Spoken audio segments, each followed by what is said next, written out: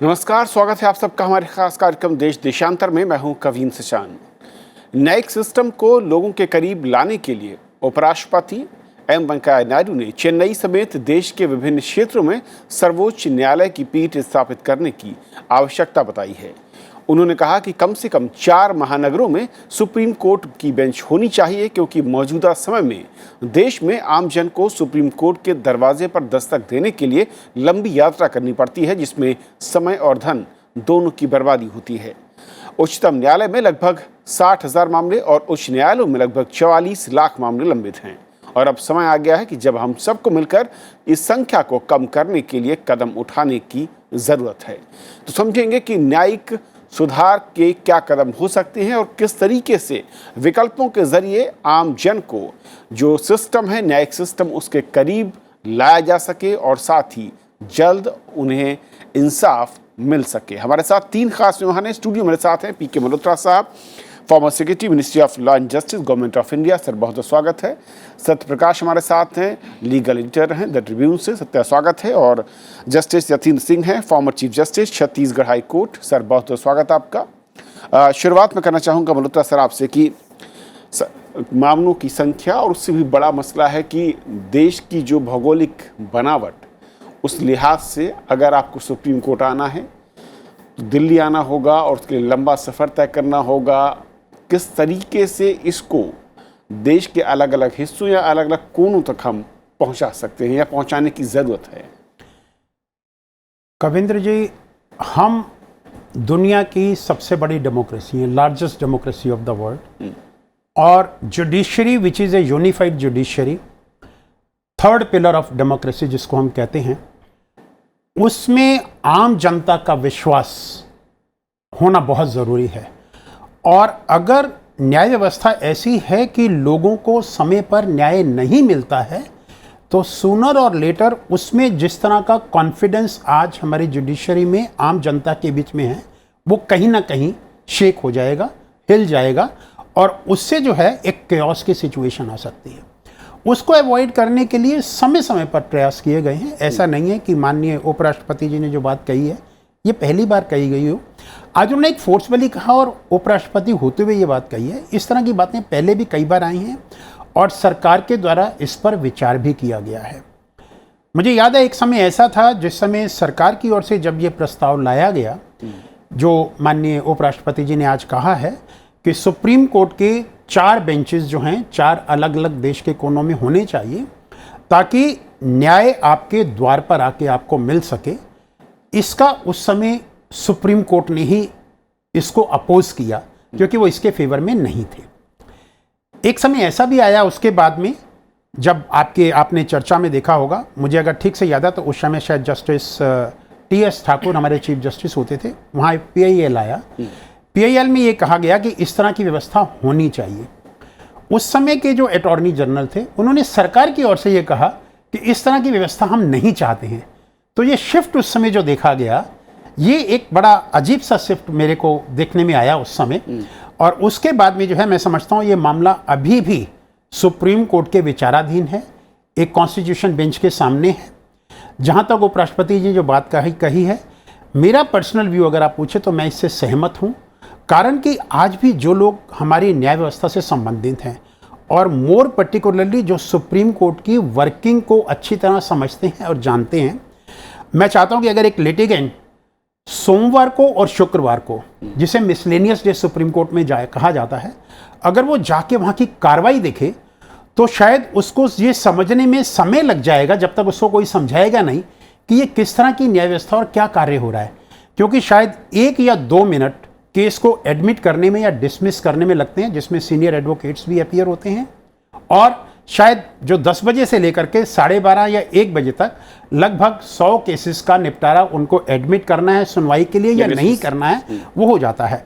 अब एक व्यक्ति जो केरला से आया है या मान लीजिए नॉर्थ ईस्ट से आया है या किसी और दूर दराज से आया है, और जब वो सुप्रीम कोर्ट के सामने जाता है वो ये देखता है, वो कहता है मैं इतनी दूर से आया हूँ, मैंने लोअर कोर्ट में भी लड़ाई लड़ी, हाई कोर्ट में भी लड़ाई लड़ी, और मुझे लगता था कि सुप्रीम कोर्ट में शायद थोड़ा समय अधिक मिलेगा, वो उसको नहीं मिल पाता है, तो शायद कहीं ना कहीं उसको जो सेटिस्फेक्शन एक मिलना चाहिए वो नहीं मिलता है। सुप्रीम कोर्ट की अपनी एक लिमिटेशन है। कारण लिमिटेड नंबर ऑफ जजेस है, नंबर ऑफ केसेस बहुत ज़्यादा है। ऑफ कोर्स जजेस केस की तैयारी करके आते हैं, पढ़ के आते हैं, तो उनको उसको समझने में समय कम लगता है। लेकिन जो एक आम आदमी के मन में धारणा बनती है वो कहीं ना कहीं ऐसी है कि शायद उसको और समय मिलना चाहिए था, जो नहीं मिल पाता है। इन सबको देखते हुए मैं समझता हूं कि समय आ गया है, इस पर फिर से विचार होना चाहिए। हमारी जो सुप्रीम कोर्ट है वो या तो सुप्रीम कोर्ट के बेंचेस आप 4 जगह पे बना दीजिए और वो सुने। उसका एक ऑल्टरनेटिव ये भी हो सकता है कि सुप्रीम कोर्ट सिर्फ कॉन्स्टिट्यूशनल मैटर के ऊपर कंसंट्रेट करे और हाई कोर्ट और लोअर कोर्ट के अगेंस्ट में जो अपील सुप्रीम कोर्ट में आ जाती हैं, जिसमें पहले ही 2 जुडिशियल फोरम में डिसीजन हो चुका है।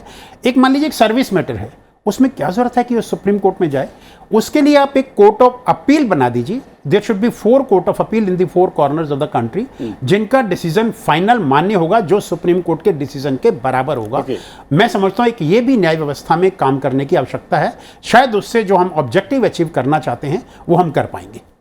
जैसे सतीश जी, आपके नज़रिए से जो न्याय है वो आम जन के दरवाजे तक कैसे पहुंचे, और जो कॉन्सेप्ट जिस तरह के विकल्पों की बात हो रही है, 4 महानगरों में कम से कम शुरुआत हो या कोई और विकल्प हो सकता है, कैसे आप देखते हैं? और कैसे आम जन को सुप्रीम कोर्ट की जो सिस्टम है, न्याय सिस्टम, उसके साथ उसे दुश्वारियां ना हो, देरी ना हो, दूर जाना ना पड़े, उसे अपने इलाके अपने रीजन में मिल जाए?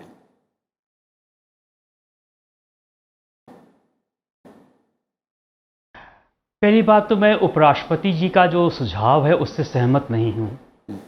बेंचेस हमेशा प्रॉब्लम क्रिएट करती हैं। बेंच बनने के कारण कोई पेंडेंसी में कमी नहीं होगी, बल्कि पेंडेंसी बढ़ेगी। ये अच्छा आइडिया नहीं है। दुनिया में हर जगह जो हाईएस्ट कोर्ट होता है वो एक ही जगह होता है, ये नहीं कि उसकी कई बेंचेस होती हैं। तो ये आइडिया अच्छा बिल्कुल नहीं है। Justice T.S.. ठाकुर ने बीच में ये कहा था कि एक हाई कोर्ट और सुप्रीम कोर्ट के बीच एक कोर्ट ऑफ अपील बना ली जाए और जो 4 जगह रखी जाएं और हाई कोर्ट के फैसले के खिलाफ एक कोर्ट ऑफ आप अपील में जाएं। लेकिन उसके बाद फिर वो सुप्रीम कोर्ट में आएंगे, बात तो वो वहीं पड़ जाती है। इसलिए सरकार ने शायद उनके जो सुझाव था उसको मना कर दिया था। मेरे विचार से सबसे अच्छी जो बात वो ये है कि एक तो हम लोग क्वालिटी ऑफ जजेस को इंप्रूव करें। अभी अपने देश में जो क्वालिटी ऑफ जजेस बहुत अच्छी नहीं हो पा रही है।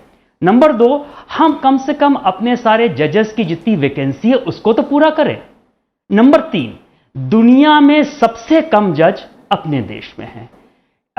शायद 1 मिलियन पे कोई 7 हैं या 7 या 8 जज हैं। ओके। अमेरिका में 107 हैं। तो सच पूछिए तो कुछ नंबर ऑफ जजेस को भी बढ़ाना चाहिए, जिससे कि कुछ ज़्यादा जज होंगे तो ज़्यादा आसानी से काम हो सकेगा। जहाँ तक सुप्रीम कोर्ट में सुनवाई की बात है, यदि हम अमेरिकन सुप्रीम कोर्ट को देखें तो वहाँ पे एडमिशन के केस के लिए सुनवाई नहीं होती, वो चेंबर में ही डिसमिस कर देते हैं।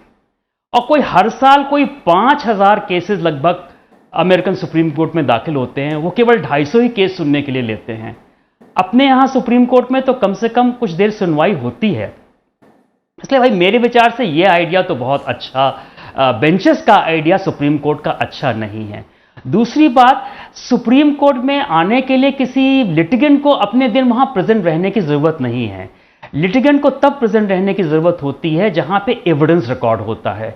सुप्रीम कोर्ट में शायद केवल 2 ही मामलों में, यदि प्रेसिडेंट का इलेक्शन चैलेंज हो या वाइस प्रेसिडेंट का इलेक्शन चैलेंज हो, तो उस इलेक्शन पिटिशन में शायद केवल एविडेंस रिकॉर्ड होता है। बाकी सुप्रीम कोर्ट में कोई एविडेंस रिकॉर्ड नहीं होता। इसमें क्लाइंट के आने की रहने की कोई ज़रूरत नहीं होती है। तो मेरे ख्याल से ये आइडिया तो नहीं अच्छा है उपराष्ट्रपति जी का। बट क्वालिटी ऑफ जजेस इंप्रूव करें, वैकेंसी बढ़ाएं, और जो हमारी जो परसेंटेज है नंबर ऑफ जजेस पर पॉपुलेशन के हिसाब से उसको बढ़ाएं। सत्या, जस्टिस कह रहे हैं कि बेंचेस बढ़ाने से सॉल्यूशन नहीं, बल्कि कहीं ना कहीं उसमें कुछ संशय भी है और कुछ सवाल भी खड़े हो जाते हैं।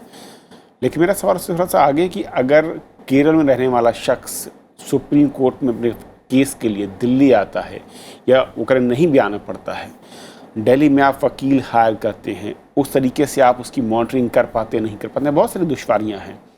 तो जो विकल्प हैं वो फिर हैं क्या, कैसे आप उसको बदलेंगे?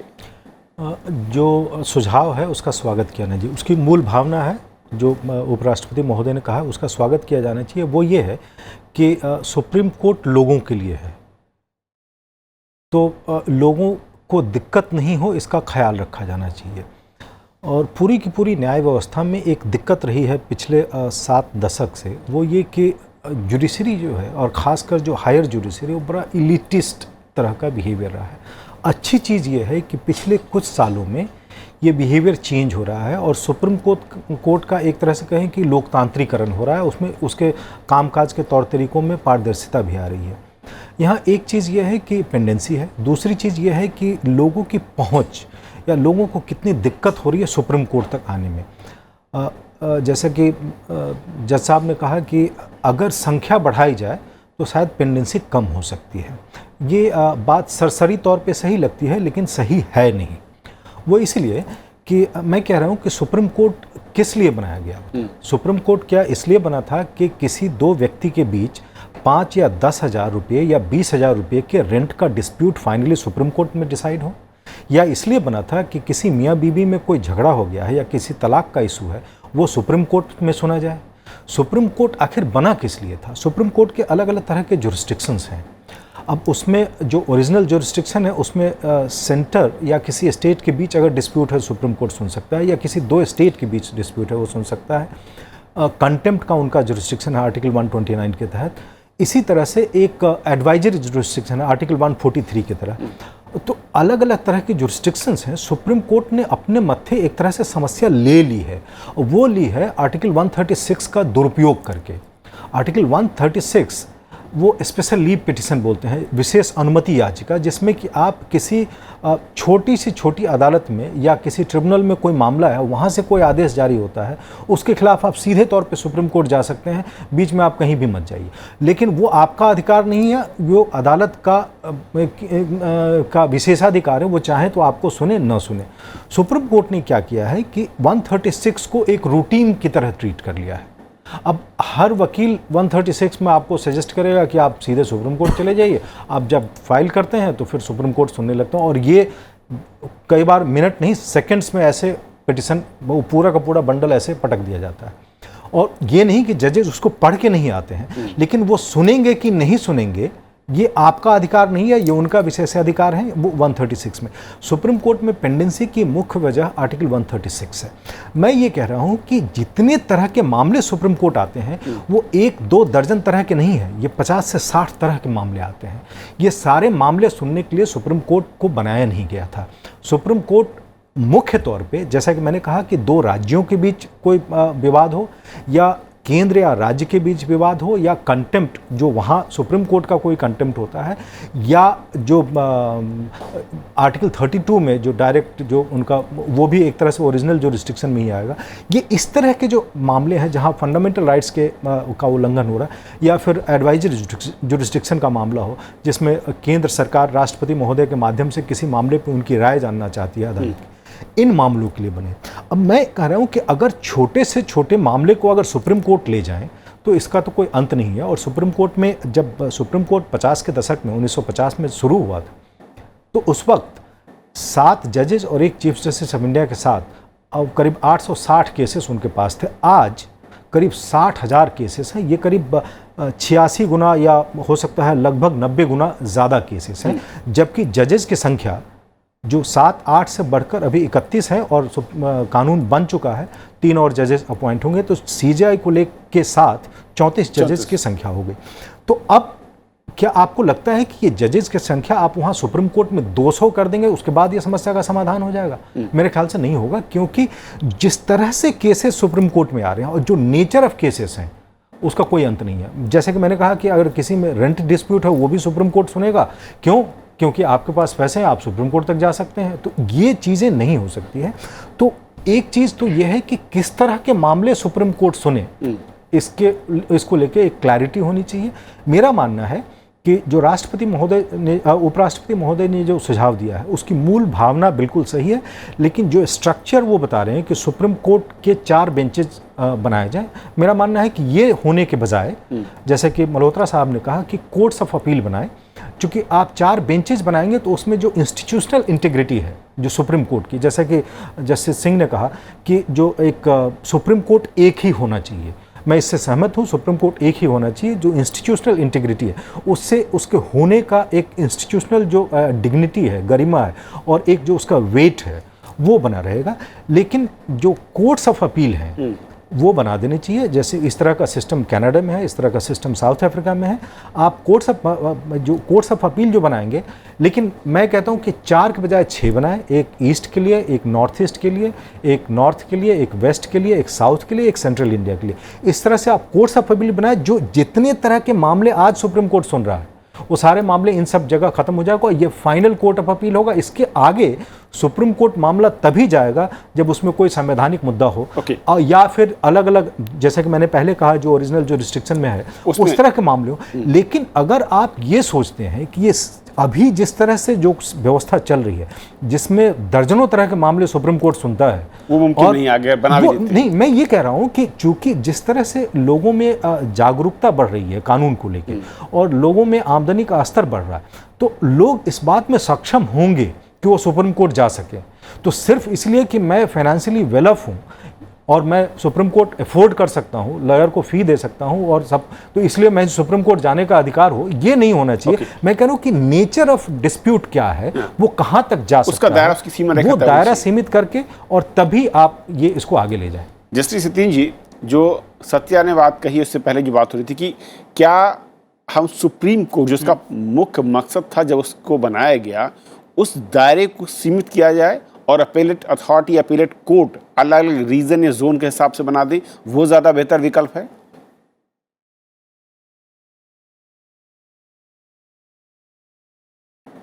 मेरे विचार से जो सत्या जी ने बात कही वो बिल्कुल सही कही कि वास्तव में सुप्रीम कोर्ट उन मामले इसलिए नहीं बना था जिस तरह के मामले वो आजकल सुप्रीम कोर्ट सुनता है। 136 का जुरिडिक्शन उन्होंने बहुत ही ज़्यादा वाइडन कर दिया है। इसको भी एक लिमिट करने की या कर्टेल करने की ज़रूरत है। और तो विकल्प के तौर पर क्या, और यदि आप कोर्ट ऑफ अपील की करने की बात करते हैं, ये बात सच है जी, जिस तरह कंटिन्यू करें आप।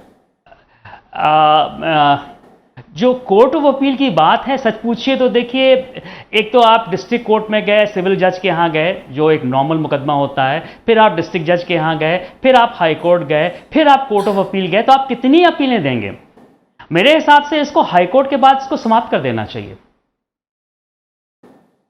और जैसे कि कुछ जो ट्राइब्यूनल्स हैं, उनके फैसलों के खिलाफ आप उन्होंने डायरेक्टली अपील सुप्रीम कोर्ट में प्रोवाइड कर दी है। जैसे कि आर्म फोर्सेस ट्राइब्यूनल है या नेशनल ग्रीन ट्राइब्यूनल है, इन फैसलों के खिलाफ डायरेक्टली अपील सुप्रीम कोर्ट में आती है। सच पूछिए तो इनकी भी अपील वास्तव में हाई कोर्ट में जानी चाहिए और उस लेवल पे इसको समाप्त कर देना चाहिए। और 136 और सुप्रीम कोर्ट के समय, जैसा कि सत्या जी कह रहे हैं, उन लिमिटेड मामलों को ही लेना चाहिए जहां पे कोई संवैधानिक सवाल हो, या दो स्टेट्स के बीच में सवाल हो, या भाई एडवाइजरी जुरिडिक्शन हो। ओके, मतलब सर, लेकिन जो क्वालिटी ऑफ, मैं कहूँ कि फैसलों की बात करें, उसकी स्क्रूटनी की बात करें, उसका रेशियो काफ़ी गड़बड़ दिखता है जब नीचे से ऊपर की तरफ देखते हैं। और साथ ही साथ जो अपीलेट की बात हो रही है, या फिर जो सत्या ने कहा कि सीमा रेखा खींच देनी चाहिए, जिसके लिए निर्माण हुआ, सुप्रीम कोर्ट बनाया गया था, और बाकी के लिए आप अलग बेंचेस या अलग मैं कहूँ कि सिस्टम को डेवलप कर सकते हैं। किस तरीके से फिर करेंगे ये? देखिए, हम आज की तारीख में 2 विषयों पे बात कर रहे हैं। एक तो एपेक्स लेवल पे जो चेंजेस चाहिए, प्लस जो ओवरऑल जुडिशियल रिफॉर्म की बात है। ओवरऑल जुडिशियल रिफॉर्म की अगर हम बात करते हैं तो जस्टिस सिंह ने जैसा कि कहा कि जज पॉपुलेशन रेशो ठीक नहीं है, हमारी कंट्री में बहुत कम है। मेरी समझ से आज की तारीख में जो रेशो है वो शायद 17 है, 7 या 8 नहीं है। इसमें काफ़ी इंप्रूवमेंट हुआ है। किसी समय में 12 हुआ करती थी, 10 हुआ करती है, आज 17 या 18 है, as compared to develop world जहाँ 50 या 60 है। मैं समझता हूँ उसमें इंप्रूवमेंट की ज़रूरत है और समय समय पर उस पर चेंजेस होती रही हैं। मुझे याद है कि करीब UPA 2 के समय में ऐसा कहा गया कहते कि हर एक स्टेट के अंदर हम हाई कोर्ट के जजेस की संख्या 25% तक बढ़ाने को तैयार हैं, अगर स्टेट गवर्नमेंट उसके लिए प्रॉपर इंफ्रास्ट्रक्चर और मैन पावर और बाकी चीज़ें प्रोवाइड करती है। लेकिन क्योंकि स्टेट्स ने प्रोवाइड नहीं किया, इसलिए और जजेस की नियुक्ति जितनी होनी चाहिए थी, जितनी सेंट्रल गवर्नमेंट ने कमिट की, वो नहीं की। दूसरा, जैसा जस्टिस सिंह ने कहा कि वैकेंसीज को जल्दी फिलअप करना चाहिए, शायद उस मामले में कहीं ना कहीं लोअर जुडिशरी में हाई कोर्ट अपने आप में रिस्पॉन्सिबल है, क्योंकि लोअर जुडिशरी में जो रिक्रूटमेंट होता है वो या तो हाई कोर्ट करती है या स्टेट पब्लिक सर्विस कमीशन करता है, और उसमें कहीं ना कहीं देरी होती है। और मेरे पास जो जुलाई की फिगर हैं, हमारे पास 22,288 कोर्ट में से 5,925 पद आज भी रिक्त पड़े हुए हैं, तो इनको जल्दी से भरने की जरूरत है। सिमिलरली हाई कोर्ट के अंदर 1080 में से 403 पद आज भी खाली पड़े हुए हैं, जिनको जल्दी से भरने की आवश्यकता है। तो जजेस का नंबर बढ़ाना अपने आप में वो नहीं आवश्यक नहीं है, वो तो आपको बढ़ाना ही है। बढ़ाने के साथ साथ जो वैकेंसीज हैं उनको भी फिलअप करना बहुत ज़रूरी है।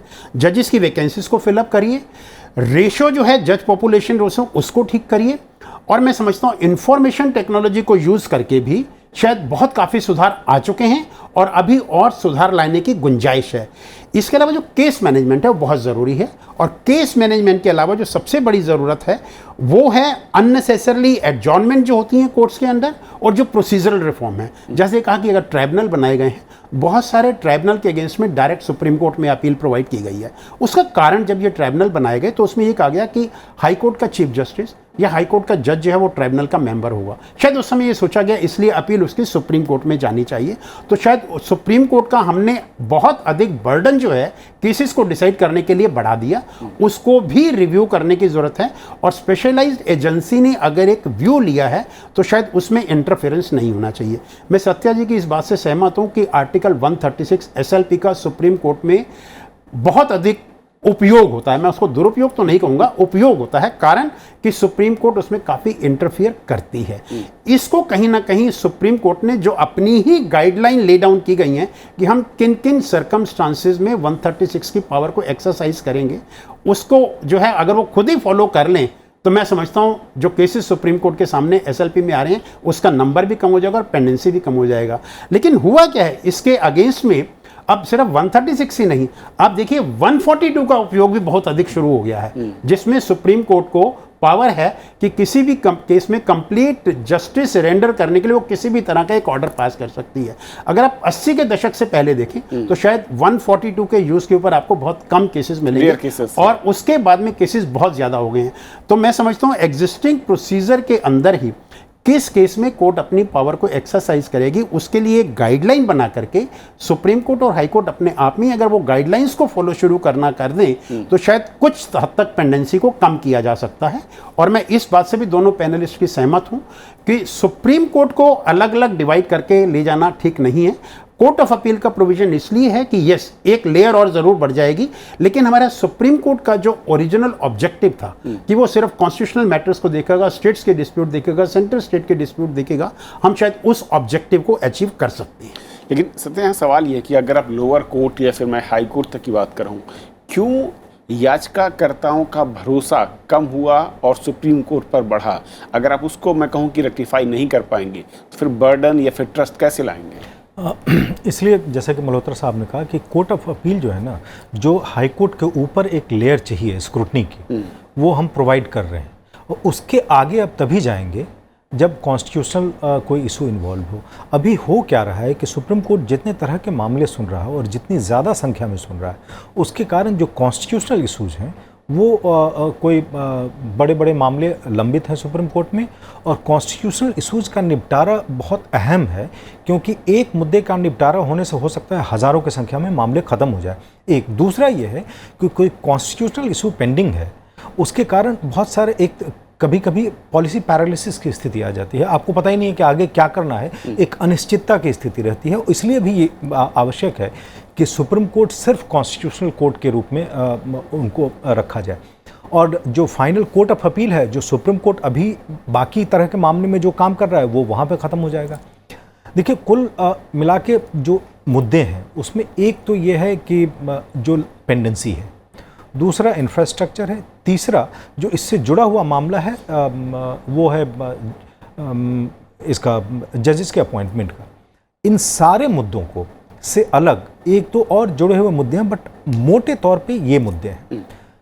अगर आप देखें, एक मुद्दा जो इन सब से जुड़ा हुआ है और आम तौर पे जिसकी अनदेखी की जाती है, वो है जुडिशियल इम्पैक्ट असेसमेंट का।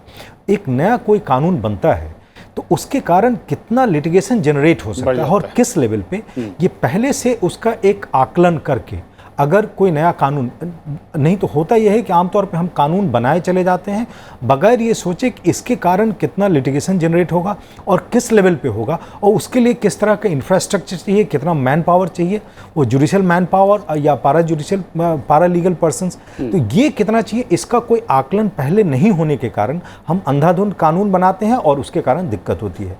मैं एक सुझाव देना चाहूँगा और मैं उम्मीद करता हूँ कि इस पर विचार किया जाएगा।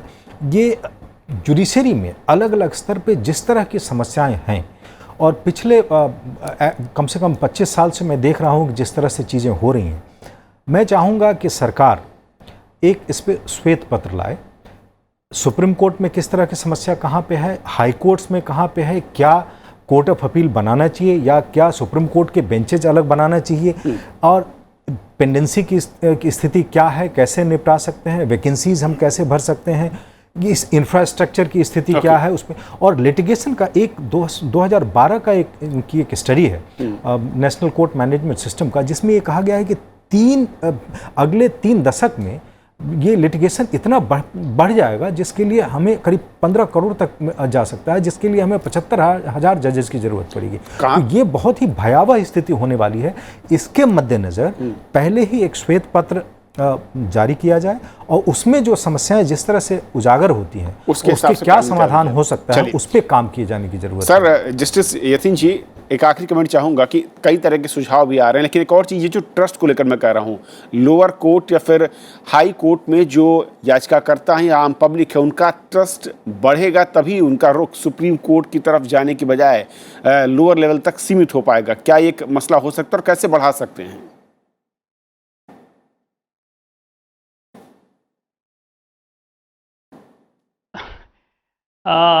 देखिए, पहली बात तो कुछ सजेशन मैं भी देना चाहूँगा। पहली बात तो जो जजेस का अपॉइंटमेंट है, ये प्रोसेस हाई कोर्ट से या जुडिशरी से वापस ले लेना चाहिए। ये या तो हम लोगों को ये अपॉइंटमेंट पब्लिक सर्विस कमीशन के थ्रू करना चाहिए या हम इंडियन जुडिशियल सर्विस को एस्टैब्लिश करके उसके थ्रू करें। कलेजियम सिस्टम भी बहुत अच्छा सिस्टम नहीं है, इट हैज़ फेल्ड। इसको भी हटा के जो सरकार एक लाई थी नेशनल जुडिशियल कमीशन वाला, जिसको कि स्ट्राइक डाउन कर दिया, वो एक अच्छा बेहतर सिस्टम था। तो क्योंकि जजेस जो होते हैं वो एक्सपर्ट होते हैं डिस्प्यूट को तय करने पे, जजेस इस बात पे एक्सपर्ट नहीं होते हैं कि वो किसको अपॉइंट करें। तो एक अपॉइंटमेंट का लेवल इनके हाथ से ले लेना चाहिए, नंबर 1। नंबर 2, एक पिछले शताब्दी में, मैं नहीं जानता, शायद मिडिल में एक स्टडी हुई थी इंग्लैंड में, तो ये पाया गया कि जो फैसला लोअर कोर्ट देती है वो 1/3 उससे ऊपर कोर्ट उसको सेटिसाइड कर देती है। यानी कि कम से कम 1/3 जजेस लोग एक निचले फैसले से डिफर करते हैं। मान लिया जाए आज सुप्रीम कोर्ट से ऊपर भी कोई कोर्ट आप बना दीजिए तो 1/3 सुप्रीम कोर्ट के भी फैसले डिफर हो जाएंगे। ये इसलिए नहीं है कि वो फैसले गलत हैं, कभी कभी क्या होता है, एक बोनाफाइड डिफरेंस ऑफ ओपिनियन होता है। जी। एक अलग, जिस तरह से एक आदमी, एक तरह से जजेस भी क्या होते हैं, ये ह्यूमन बींग्स होते हैं और बहुत कुछ उन पे डिपेंड करता है वो किस तरह से, किस इन्वायरमेंट में, किस जगह से वो पले हुए, और वो उसी के मुताबिक वो जिसको बोलते हैं इनआर्टिकुलेट मेजर प्रेमिस, वो उस पर डिसाइड कर देते हैं। तो 1/3 फैसले तो देखिए उससे अलग होंगे ही होंगे। इससे कह देना कि मतलब वो फैसला गलत था लोअर कोर्ट का, मेरे विचार से तो उचित नहीं है। चलिए, बहुत शुक्रिया आप तीनों मेहमानों का हमारे साथ इस बेहद अहम चर्चा में शामिल होने के लिए और समझाने के लिए कि असल में ज़रूरत किस तरीके की है न्यायिक सुधार में और क्या अहम कदम हो सकते हैं और उसका असर या उसका प्रभाव क्या होगा। फिलहाल आज इतना ही, नमस्कार।